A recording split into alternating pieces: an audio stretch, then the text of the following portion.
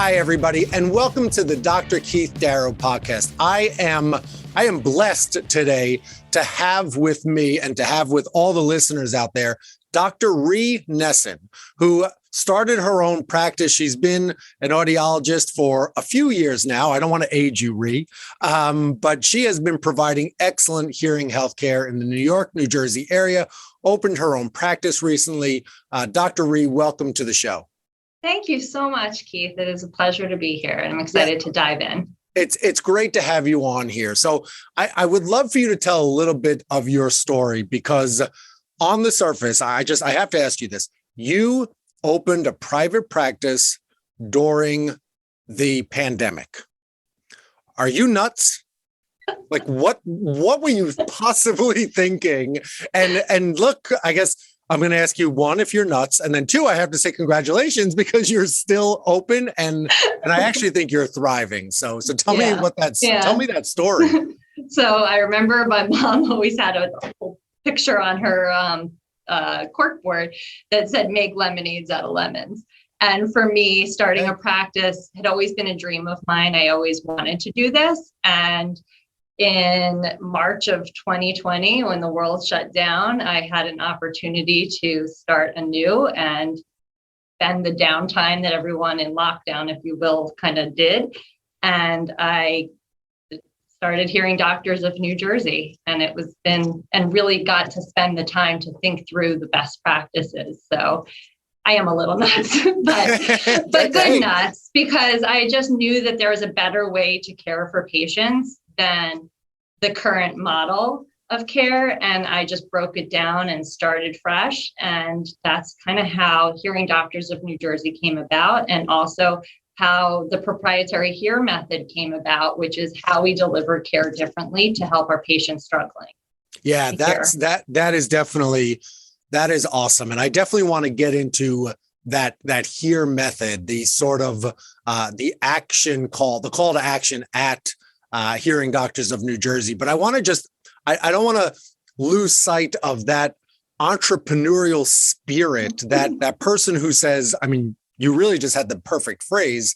You really did take lemons, sour, rotten lemons, and somehow turned them into this beautiful glass of lemonade. What were some of the challenges that you were facing early on in the pandemic? I mean, for starters, here you are starting a business, but people aren't even allowed out of their house.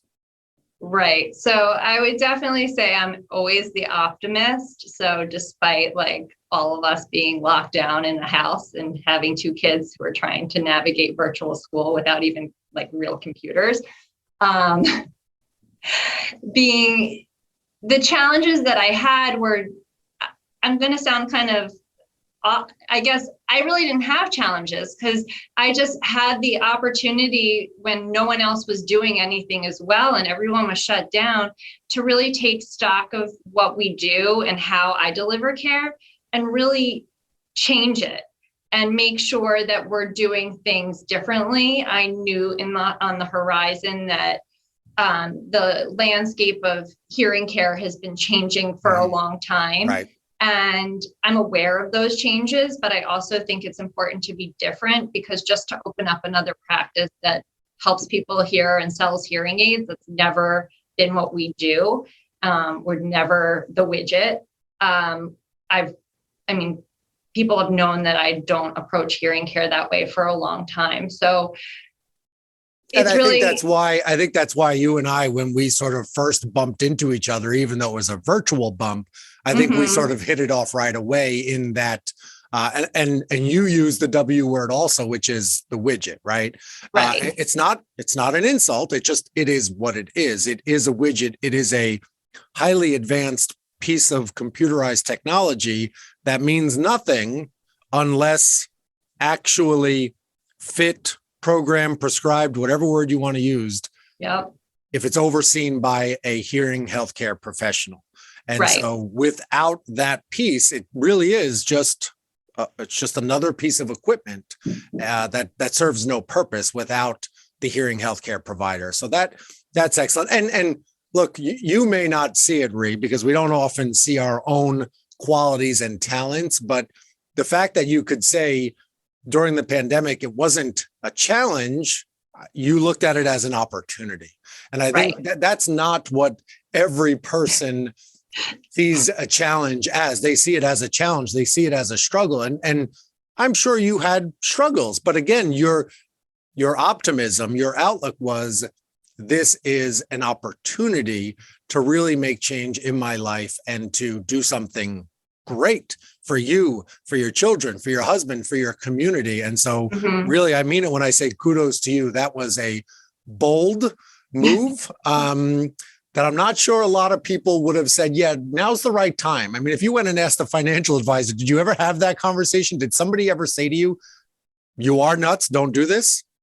I believe in myself, and I have a wonderful support system who 100% were behind me in this process. Awesome. And knew that the way that I look at hearing care is just very differently. And I think what you and I really connected on is the whole brain hearing. I've known that for a long time, that no one talks about it, but I've included that in my testing protocol for a long time, looking at how we hear, and not just about that widget, but about finding the best solution for my patients, which is not a cookie cutter experience. Of course not. No. When's the last time you had a patient who had an exact test as another patient? It just doesn't happen, right? No, it's like you can kind of tell when you're talking to a person before, and we do a pretty extensive intake process and really get to know them and what their unique listening lifestyle is and what makes them.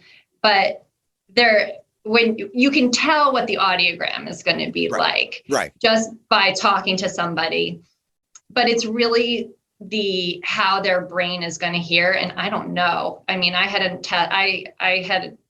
a patient a long time ago who came in and we tested him, and I was able to find the best solution for him based on the testing that we do.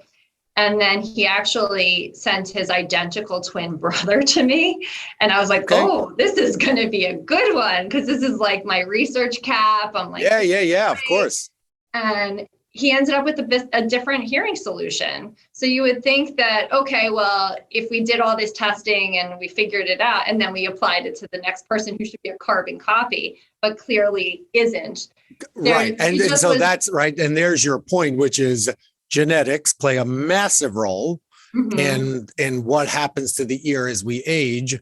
But it's not as if they're conjoined. It's not as if they've lived the same life. They've gone to different concerts. They've had different medical issues, maybe had different medications. So yeah, even twins. I love that story that everybody's hearing is different, even the identical twin. So I do want to ask you now, you already hinted at the H.E.A.R method, H.E.A.R. I know that's the acronym. Is that, first, let me just ask you this, because I was doing some digging on you. Is that different than the H.D.N.J method, or did it evolve from H.D.N.J to H.E.A.R? I'm confused. And so I don't want others to be confused. So early on in my video taking and, social media posts, I promoted it as the H.D.N.J method, which is Hearing Doctors of New Jersey. And it evolved into the H.E.A.R method because it means more to people, because it's all about hearing. Of course. And all right. And that's what I thought. I said, you know what? I bet she came up with this idea and then realized there's a better idea. And so you just swapped out. Okay. So we'll never refer to the old initials again. I just wanted to make sure that was the correct understanding. Same, but different. So tell me what the H.E.A.R stands for, what that means, not only to your practice, but to your patients. Well, I don't usually break down the H.E.A.R method as like H stands for this. I mean, it's on our website. Yep. But really what it stands for is how we deliver care differently, and we help people that are struggling to hear and find the best solution for them based on testing. Okay. So we really focus on not being, I guess it would be better to say that in my old way of delivering care, and how most providers are, they do testing, they make recommendations, and they deliver. And most of the time it works, sometimes it doesn't. But what I found with the H.E.A.R method is that when you stop and break down those steps and actually include a lot of testing and verification, it's very different. And you can find the best solution for your patients when you actually break it down, the steps into verification and, all really figure it out. And we use real ear measurements. Okay. It works. And that's the most exciting part, because when I work with patients who want to hear better, we help them.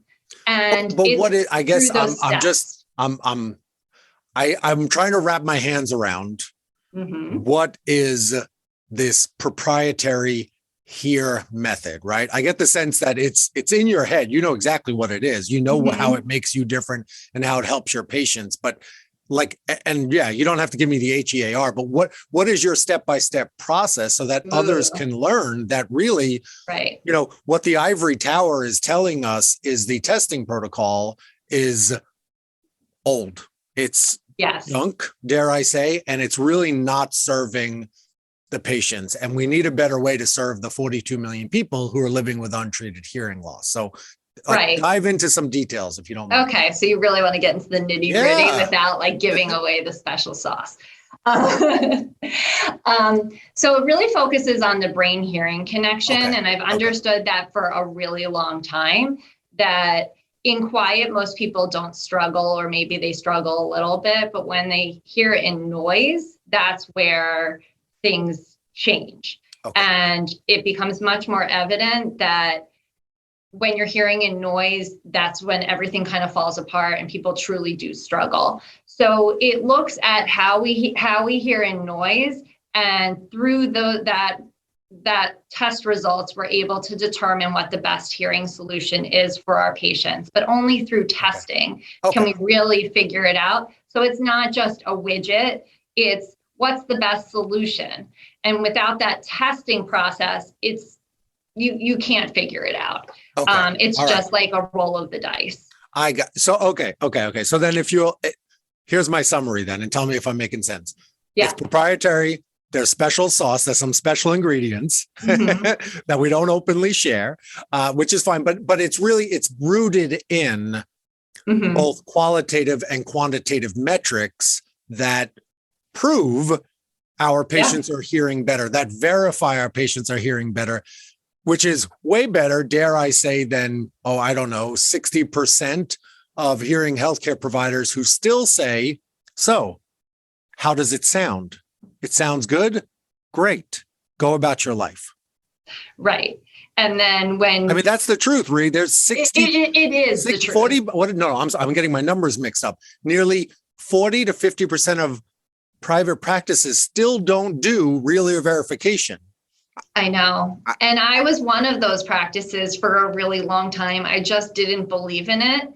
And I invested in the real ear verification because the H.E.A.R method is all about testing and verification and validation.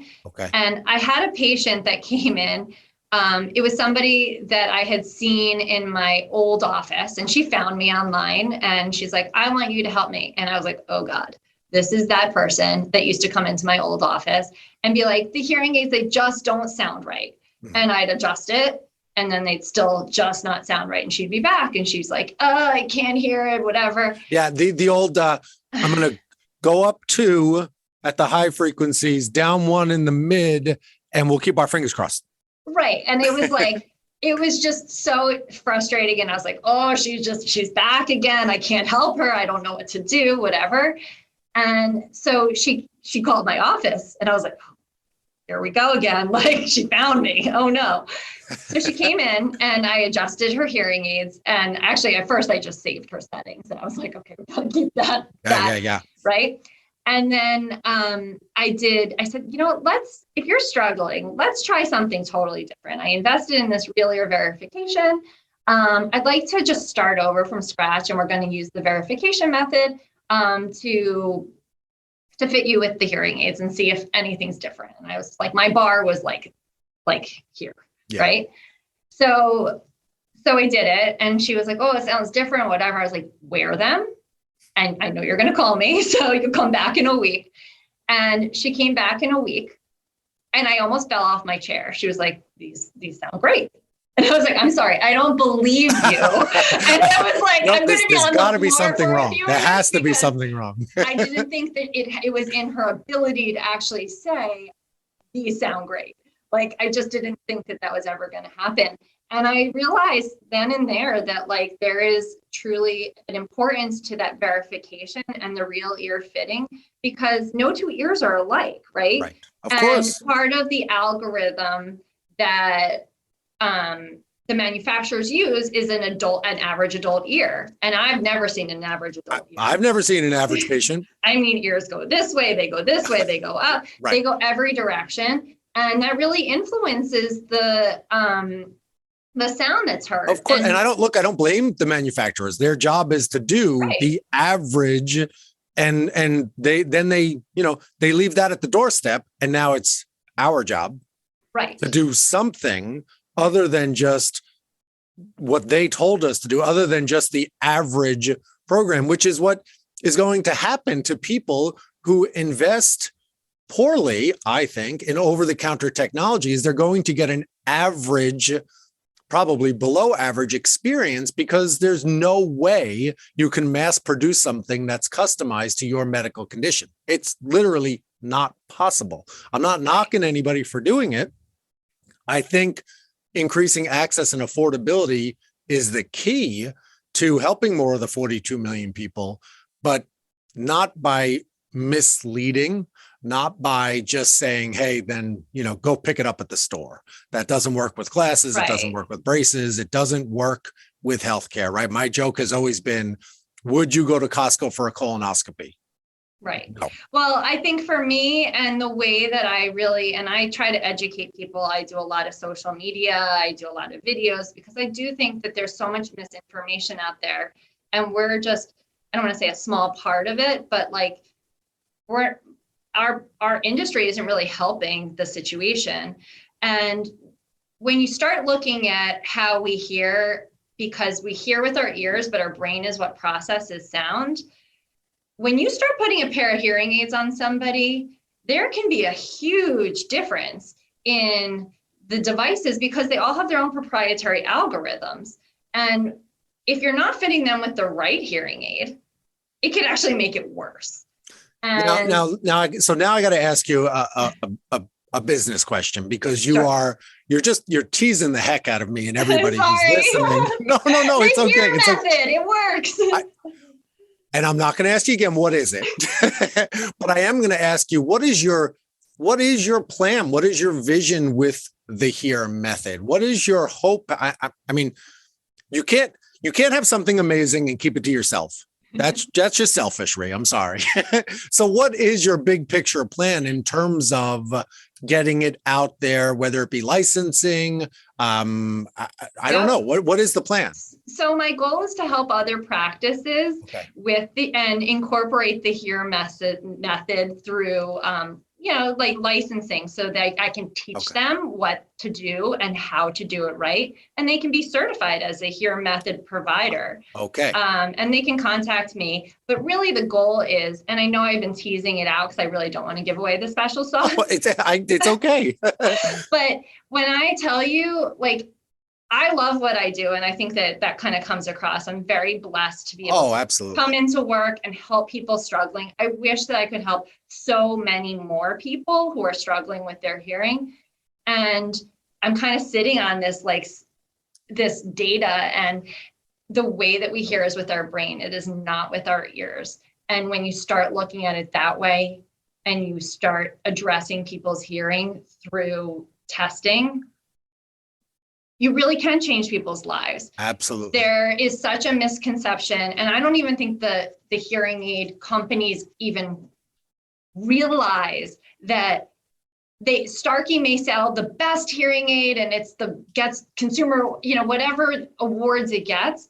But if it's not the best hearing aid for that person, it doesn't matter. Exactly. I always said, when I went to a major manufacturer in New Jersey once, and I went in, and the very first thing I saw was this. I mean, this banner was probably 50 feet long by 30 feet wide. It was huge.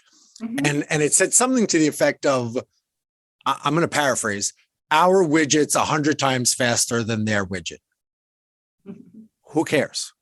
I know. Your widget, because of its speed, helps reduce the struggles in background noise. It helps reduce the cognitive load. It helps to reduce the risk of cognitive decline and dementia, right? This is what matters. And these are the services that we provide by making sure our patients have exactly what's right for them. Now, Rhee, let me ask you, I know you have your website, which is the patient-facing one. Is there a way for people to contact you to learn more about the H.E.A.R method, becoming certified? Is there a separate website? There actually isn't, but that's a great idea. So thank you. Okay. All right. I will file that one away and I'm pretty much a task, like I take a task and do it. Okay. So that's a great idea. All right. So we will talk offline about that because I can help you with that. It's never, people make out websites to be this complicated thing. It's not, especially not a simple page. But in the meantime, they can reach me at my office and speak to me or email me directly at rhee@hearingdoctors with an S of nj.com. Perfect. Okay. So, and I'll have that link not only in the podcast, but on the YouTube channel. So people will be able to reach out to you perfectly and then learn more. I guess the old fashioned way, we might have to actually get on the phone with Rhee or have a Zoom and actually have a conversation, not just text or emails back and forth. I just have a couple more questions for you. Is the H.E.A.R method, is it different than your unbundled services? Is it part of it? Is it just a testing procedure? Help me understand, because I know that one of the things that you've done is to unbundle your services. So is it different? Are those just sort of two different things and I'm confusing them, or? I'm not even sure how to answer that. Because we're unbundled, we do lots of different things in our office. So I see people for earwax removal. I see people for auditory processing evaluations for their children. I love helping people struggling with their hearing. And I realize that it's not just the hearing aid, right? My passion is helping people hear, but I'm building a company and that's part of it. So when people make an appointment for a hearing consultation, where typically it's almost an hour and a half appointment from start to finish. Great. And during that appointment, that's typically like, those are the people that experience the real H.E.A.R method and from start to finish. Okay. Gotcha. You know, in that first, all right. So that's its own thing. So tell me what unbundled is like, because there's going to be a lot of providers and practice owners who at a minimum are intrigued by the concept. And so tell me what that was like. Because I think if I know your story, you didn't, where you used to work was bundled. You decided during the world's greatest pandemic to start a practice. We already talked about that. And you decided to go slightly rogue and go this quote unquote unbundled route. So what's that like? Right. So I worked very closely with Kim Cavett, who is an amazing resource, and you can look her up, former head of the ADA. And she and I worked really closely because she's a big proponent of unbundling. And I kind of knew that there's a lot of things that audiologists do, and we give away our services for free, which is insane. Like, don't give your services away for free. Right, of course. You just shouldn't do that. It discounts everything that you do, and there's a cost associated with it. So I thought it was really important. Right. You know what? You know how much value a free screening has? None. Right. Anything free literally has no value. Because if you're offering a free hearing screening, it's not free. You're paying, that person is paying for it. They're just paying for it in the cost of the hearing aid. Why not be transparent about it? Because people can come to me if they have hearing aids and I can still help them, right? Like, there's a cost associated with that. We have a billing code. So that was the first thing. And then also, you know, the pandemic, right? So like the world shut down. And when you rely on hearing aid sales to keep your lights on, that's not great. And especially in the middle of a pandemic, when you're not selling hearing aids, no one's perhaps like, oh, I need to buy a new pair of hearing aids today. Right. They're at home. That just kind of reinforced the whole notion that being unbundled was really another reason to do it. So Yeah, so it's not challenging. In fact, I think patients appreciate that if they only need a hearing test, or maybe they're struggling with their hearing, but their hearing is normal and truly normal. Or maybe they have wax. I don't want to do it, but I'd argue that it's not normal, but that's right. that's another 2-hour podcast. That's the whole hidden hearing loss. But that word's been banned in my office. There's no such thing as hidden hearing loss. It's early stage hearing loss. Again, I'm sorry. I won't get started. Okay, I like that too. Although the New York Times did put out that article today about hidden hearing loss, so early stage hearing loss. Yes. But nonetheless, I think the whole idea of charging for your services, I don't know why. It's wrong. You should not be giving away your services for free. Stop. And like you said, is it actually free, or do they end up paying eventually? See what I caught on, the word you said that meant the most to me was transparency. Right. And I believe in wholeheartedly. I think I agree. The traditional method of you have a hearing loss and the widget will fix you, and the widget will cost you $6,000. I mean, it's a farce. It really is. It's a farce, and it's not a great way for medical professionals to represent themselves. Right. So transparency is important. Access and affordability, which has been one of the charges of my lifetime. I was just in front of the Massachusetts State Legislature arguing this. We have a bill that's being put forth. I think it's going to go through that will include access. It'll pay for everything for every patient in the state of Massachusetts.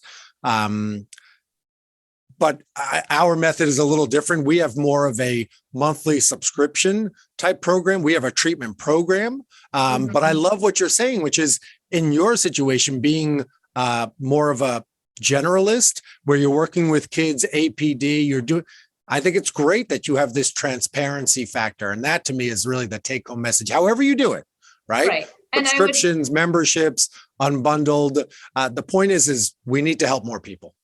And I would say, if I call myself a doctor of audiology, like no other person, you don't go to a doctor's office and like not pay for services. So why would you shortchange yourself when you have all these degrees and not charge? Like a patient expects to pay. There's a catch. So if you want to differentiate yourself between like the Miracle Ears and all those other places that are giving service away, we're entitled to make money and earn a living. But like, I don't give anything away for free. It's silly. And I used to. And we used to, but it was not transparent. So you'd say, oh, the hearing aids are $6,000, $7,000. And they'd be like, what? And then they'd either leave. And so I spent an hour with somebody and I didn't get paid anything for my hour's time. So now you have to build that into the next patient you just saw. And right? when the pandemic shut everything down, I know a lot of businesses really got hit because they weren't selling hearing aids. Maybe they needed service. People called and said, oh, I need my hearing aid fixed, but that doesn't bring in any revenue. Look, you said it earlier, and I don't want to poo-poo the pandemic and all the destruction that it has brought to lives and the economy and all of that. But you can look at it, you can find that silver lining, which is the opportunity. And I think we've had an opportunity to hit a reset button as a field. I think that the introduction of over-the-counter hearing aids is an amazing point to say, look, we are different. We are going to continue to further separate ourselves and really shine the light on the services that we provide, that people like you and I will stand behind every day. And the week they faltered. The week sort of fell off to the wayside, and that's okay. That's just the way our type of economy works. So, Rhee, this has been such a great conversation. We could probably go on for a few more hours. I know that you mentioned this,